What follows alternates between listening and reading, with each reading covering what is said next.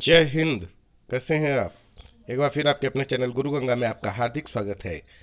आज के वीडियो में हम लोग भौतिक विज्ञान के महत्वपूर्ण प्रश्नों की श्रृंखला का 22वां प्रैक्टिस सेट हल करेंगे, टेस्ट सीरीज हल करेंगे।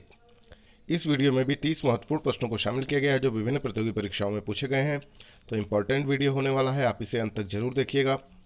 तो चलिए बिना किसी देरी के शुरू करते हैं आज की इम्पोर्टेंट कक्षा। पहला प्रश्न कहता है, जब कांच की छड़ को रेशम से रगड़ा जाता है तो छड़ ए उदासीन रहती है, बी धनावेशित हो जाती है, सी ऋणावेशित हो जाती है और डी कहता है पहले ऋणावेशित होती है फिर धनावेशित होती है। आपको बताना इसका सही उत्तर। जब कांच की छड़ को रेशम से रगड़ा जाता है तो क्या होता है? हाँ, छड़ धनावेशित हो जाती है। किसी आवेशित चालक का संपूर्ण आवेश उसके ए कहता है कुछ आंतरिक पृष्ठ पर व कुछ बाहरी पृष्ठ पर रहता है, बी कहता है उसके बाहरी पृष्ठ पर रहता है, सी कहता है आंतरिक पृष्ठ पर रहता है, डी कहता है सभी सत्य हैं। आपको बताना है सही उत्तर। तो किसी आवेशित चालक का संपूर्ण आवेश उसके बाहरी पृष्ठ पर रहता है। दो विद्युत आवेशों के बीच लगने वाले बल से संबंधित नियम कौन सा है? ए ओम का नियम, बी कूलाम का नियम, सी फैराडे का नियम, डी एम्पियर का नियम। तो दो विद्युत आवेशों के बीच लगने वाले बल से संबंधित है कूलाम का नियम। यदि दो विद्युत आवेशों के मध्य दूरी को आधा कर दिया जाए तो उनके मध्य विद्युत बल का मान कितना हो जाएगा? कई बार पूछा गया प्रश्न ये।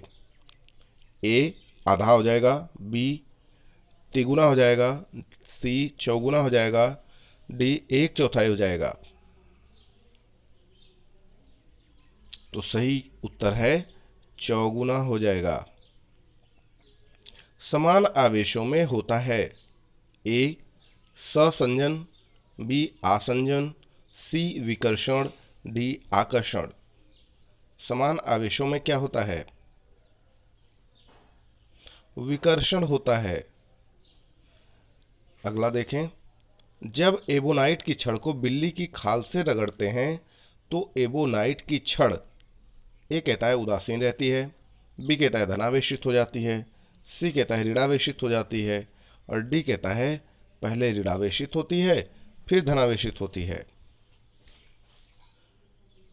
जी हाँ, धनावेशित हो जाती है। वस्तुओं का आवेशन किसके स्थानांतरण के फलस्वरूप होता है? A electron, B neutron, C proton, D positron. वस्तुओं का आवेशन किसके स्थानांतरण के फलस्वरूप होता है? तो स्थानांतरण तो इलेक्ट्रॉन का होगा। ए बिल्कुल सही उत्तर है। आप कार में जा रहे हैं, यदि आसमान से बिजली गिरने वाली हो तो सुरक्षित रहने के लिए आप क्या करेंगे? आप कल्पना कीजिए कि आप कार में हैं और आसमान से बिजली गिरने वाली है, तो आप स्वयं को सुरक्षित रखने के लिए क्या करेंगे? ए कार की खिड़कियां बंद कर लेंगे, बी कार के ऊपर बैठ जाएंगे, सी कार से उतरकर नीचे बैठ जाएंगे, डी कार की खिड़कियां खोल देंगे। ऐसी स्थिति में कार की खिड़कियां बंद कर लेंगे। क्या करेंगे? बंद कर लेंगे। दो स्थिर आवेशों के बीच लगने वाला बल उनकी मात्राओं के गुणनफल के अनुक्रमानुपाती तथा उनके बीच की दूरी के वर्ग के व्युत्क्रमानुपाती होता है। यह नियम किसका है? ए कहता है फैराडे का नियम है, बी कहता है किरचॉफ का है, सी कहता है कूलाम का नियम है और डी कहता है ओम का नियम है। तो यह नियम है कूलाम का नियम है। किसी विद्युत परिपथ में इकाई धनावेश को एक बिंदु से दूसरे बिंदु तक ले जाने के लिए किए गए कार्य द्वारा मापा जाता है। उन बिंदुओं के बीच के ए कहता है धारा को, बी कहता है विभवांतर को, सी कहता है प्रतिरोध को और डी कहता है विद्युत धारा की प्रबलता को। किसको मापा जाता है? जी हाँ, किसी विद्युत परिपथ में इकाई धनावेश को एक बिंदु से दूसरे बिंदु तक ले जाने के लिए किए गए कार्य द्वारा मापा जाता है उन बिंदुओं के बीच के विभवांतर को। धाराएं विद्युत की सुचालक होती हैं क्योंकि ए, उनमें मुक्त इलेक्ट्रॉन होते हैं, बी, उनका गलनांक ऊंचा होता है, सी, उनके परमाणु हल्के होते हैं और डी, उपर्युक्त सभी। हाँ, धातुएं विद्युत की सुचालक होती हैं क्योंकि उनमें मुक्त इलेक्ट्रॉन होते हैं। निम्न में से कौन सा पदार्थ विद्युत का सबसे अच्छा चालक है, यानी सबसे अच्छा सुचालक है? आपको बताना है। ऑप्शन है, ए कहता है चांदी, बी कहता है अभ्रक, सी कहता है सोना और डी कहता है तांबा। तो जब सबसे अच्छे की बात होती है तो विद्युत का सबसे अच्छा जो चालक है, सुचालक जिसे आप कहेंगे, वो है चांदी। अतिचालक का लक्षण क्या है? ए, उच्च पारगम्यता, बी, निम्न पारगम्यता, सी, अनंत पारगम्यता और डी, शून्य पारगम्यता। आपको बताना है अतिचालक का लक्षण। उच्च पारगम्यता, उच्च पारगम्यता। आगे देखें, निम्नलिखित में से कौन अर्धचालक नहीं है? ए, सिलेनियम, बी, सिलिकॉन, सी, जर्मेनियम, डी, आर्सेनिक। तो आर्सेनिक अर्धचालक नहीं है, बाकी तीनों सेलेनियम, सिलिकॉन और जर्मेनियम अर्धचालक हैं। आगे देखिए, ऐसे पदार्थ जिनमें सामान्य अवस्था में मुक्त इलेक्ट्रॉन नहीं होते लेकिन विशेष परिस्थितियों जैसे उच्च ताप या अशुद्धि मिलाने पर मुक्त इलेक्ट्रॉन प्राप्त किए जा सकते हैं, क्या कहलाते हैं? ए, कुचालक पदार्थ, बी, सुचालक पदार्थ, सी, अचालक पदार्थ और डी, अर्धचालक पदार्थ। हाँ, ऐसे पदार्थों को कहा जाता है अर्धचालक पदार्थ। क्या कहा जाता है? अर्धचालक पदार्थ। ताप के बढ़ाने पर चालक पदार्थों का वैद्युत प्रतिरोध एवं वैद्युत चालकता पर क्या प्रभाव पड़ता है? आपको बताना है कि ताप के बढ़ाने पर चालक पदार्थों के वैद्युत प्रतिरोध, या के रहना चाहिए था, वैद्युत प्रतिरोध एवं वैद्युत चालकता पर क्या प्रभाव पड़ता है? ये कहता है वैद्युत प्रतिरोध बढ़ता है जबकि वैद्युत चालकता घटती है। बी कहता है वैद्युत प्रतिरोध एवं वैद्युत चालकता दोनों घटती है। सी कहता है वैद्युत प्रतिरोध एवं वैद्युत चालकता दोनों बढ़ती है। और डी कहता है वैद्युत प्रतिरोध घटता है जबकि वैद्युत चालकता बढ़ती है। आपको बताना है कि सही उत्तर क्या है। तो ताप के बढ़ाने पर चालक पदार्थों की का वैद्युत प्रतिरोध एवं वैद्युत चालकता जो होती है, इसमें प्रभाव यह है कि वैद्युत प्रतिरोध तो बढ़ता है जबकि वैद्युत चालकता क्या होती है? घट जाती है। ए बिल्कुल सही उत्तर है।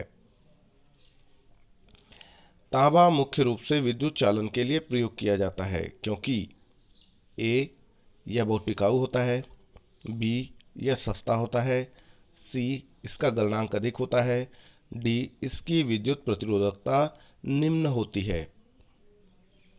तो तांबा मुख्य रूप से विद्युत चालन के लिए क्यों प्रयोग किया जाता है?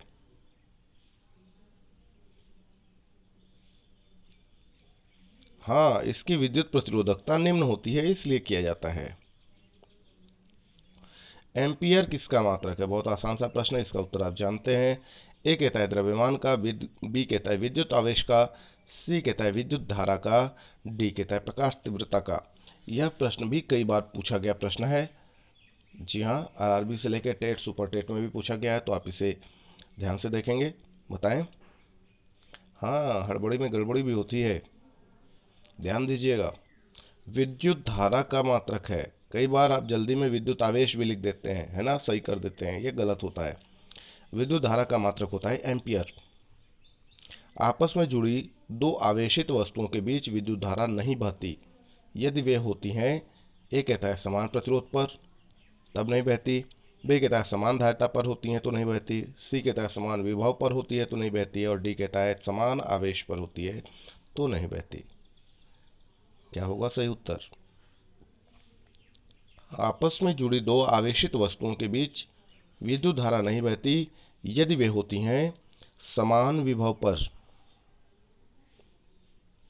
प्रत्यावर्ती धारा को दिष्ट धारा में किसके द्वारा परिवर्तित किया जाता है? ए मोटर द्वारा, बी ट्रांसफार्मर द्वारा, सी रेक्टिफायर द्वारा, डी डायनेमो द्वारा। आपको बताना है प्रत्यावर्ती धारा को दिष्ट धारा में किसके द्वारा परिवर्तित किया जाता है। वेरी इंपॉर्टेंट प्रश्न है ये। रेक्टिफायर द्वारा, बिल्कुल सही है।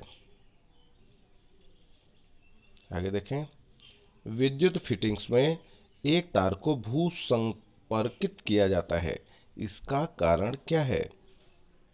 ये कहता है यदि लघु पतन हो जाए तो धारा भूमि में चली जाती है। बी इससे विद्युत का उच्चावचन यानी फ्लक्चुएशन दूर हो जाता है। सी यह विद्युत परिपथ को पूर्ण करता है। और डी इससे विद्युत का क्षय नहीं होता है। तो आप देखे होंगे अर्थिंग जिसको आप कहते हैं वो जमीन से जो लगाते हैं उसकी बात की जा रही है कि विद्युत फिटिंग में एक तार को भू संपर्कित किया जाता है, जमीन से जोड़ा जाता है। इसका कारण क्या है? हाँ, यदि लघु पतन हो जाए तो धारा भूमि में चली जाएगी। ए बिल्कुल सही उत्तर है। ठीक है। विद्युत उपकरण में अर्थ का प्रयोग क्यों होता है? ए खर्च को कम करने के लिए, बी फ्यूज के रूप में, सी सुरक्षा के लिए, डी क्योंकि उपकरण 3 फेज में काम करते हैं इसलिए। इसका सही उत्तर है सुरक्षा के लिए। एक आदर्श वोल्टमीटर का प्रतिरोध कितना होता है? ए कहता है 1 से कम होता है, बी कहता है 1 होता है, सी कहता है 0 होता है, डी कहता है अनंत होता है। तो एक आदर्श वोल्टमीटर का जो प्रतिरोध होता है वह अनंत होता है। किसी परिपथ में एक बिंदु पर मिलने वाली धाराओं का बीजीय योग कितना होता है? ए 0 व अनंत के बीच, बी 0, सी अनंत, डी उपर्युक्त में से कोई नहीं। सही उत्तर बताना है आपको। 0 होता है। कितना? 0 होता है। एक चालक का प्रतिरोध 440 ओम है। यदि इसे 110 वोल्ट के स्रोत से जोड़ा जाए तो इससे कितनी धारा प्रवाहित होगी? ए कहता है 0.5 एम्पियर, बी कहता है 0.25 एम्पियर, सी कहता है 1.25 एम्पियर और डी कहता है 4 एम्पियर। सही उत्तर बताएं इसका। जी हाँ, धारा का मान बताना है। तो इसका जो सही उत्तर है वह है 0.25 एम्पियर। सूत्र अगर आप जानते होंगे तो आप ये जानते हैं कि धारा जो I होती है, I इक्वल टू होता है V/R, है ना।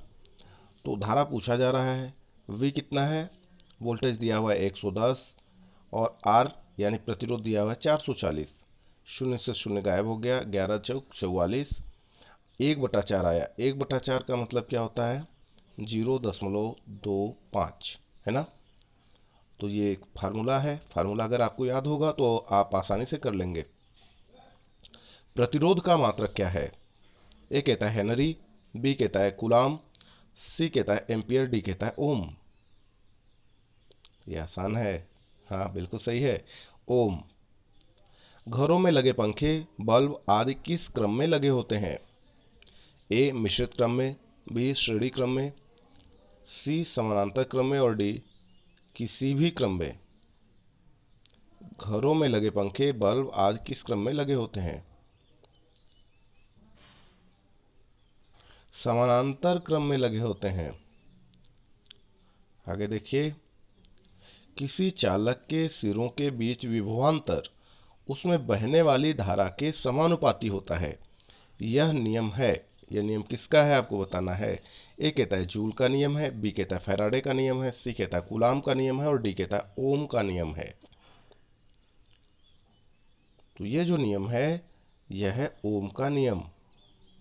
आगे देखें, यदि किसी तार की त्रिज्या आधी कर दी जाए तो उसके प्रतिरोध पर क्या प्रभाव पड़ेगा?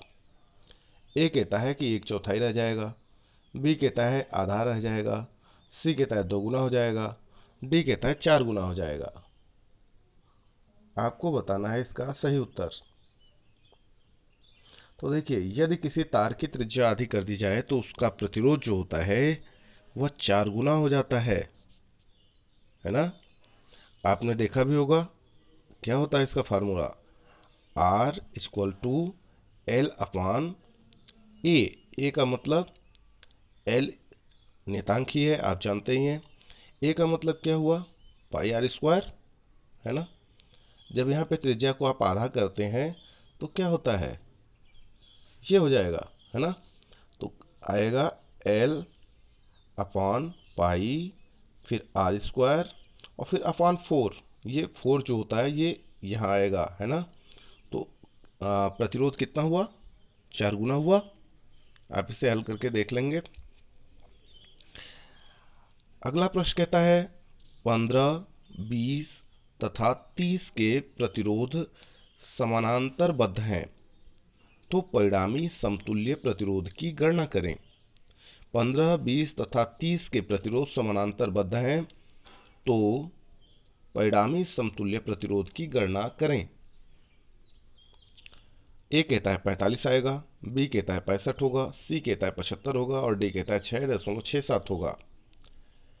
तो देखिए यहाँ पे जो सीरीज बनी हुई, वो क्रम बना हुआ है, वह है समानांतर। तो दो प्रकार से आप इसको चेक कर सकते हैं। एक तो जब श्रेणी क्रम में होता है प्रतिरोध, तो उसको समतुल्य प्रतिरोध ज्ञात करने के लिए हम क्या करते हैं, सारे प्रतिरोध का योग कर देते हैं। यानी R इक्वल टू करते हैं, R equal to R1 plus R2, जितने भी होंगे सब प्लस करते जाएंगे, तो इससे ज्ञात हो जाता है। लेकिन जब समानांतरबद्ध होते हैं, है ना, समानांतरबद्ध होते हैं, तो क्या करते हैं, 1/R, जो समतुल्य प्रतिरोध का फार्मूला है, 1/R इज इक्वल टू होता है 1/R1 प्लस 1/R2, है ना। इस तरह से आप प्लस कर करके जोड़ते चले जाएंगे। अब चूंकि समानांतरबद्ध की ही बात हो रही है, तो यही फार्मूला, जो दूसरा फार्मूला, यही यूज होगा। इसको जब आप हल करेंगे तो आपको जो उत्तर प्राप्त होगा वह प्राप्त होगा 6.67। आप करके देखिएगा और हमें कमेंट बॉक्स में ज़रूर सूचित कीजिएगा, ठीक है। तो इस तरीके से यह छोटा सा इंपॉर्टेंट वीडियो पूरा हुआ। यदि यह वीडियो आपको पसंद आता है तो लाइक ज़रूर करिएगा, अपने मित्रों में शेयर करना ना भूलिएगा। चैनल पर नए तो चैनल को सब्सक्राइब करके बेल आइकन को प्रेस कर दीजिए, ताकि प्रत्येक इंपॉर्टेंट वीडियो की नोटिफिकेशन आपको भी समय से मिलती रहे। और फिर मिलते हैं अगले इंपॉर्टेंट वीडियो में, तब तक के लिए आप सभी लोगों को जय हिंद।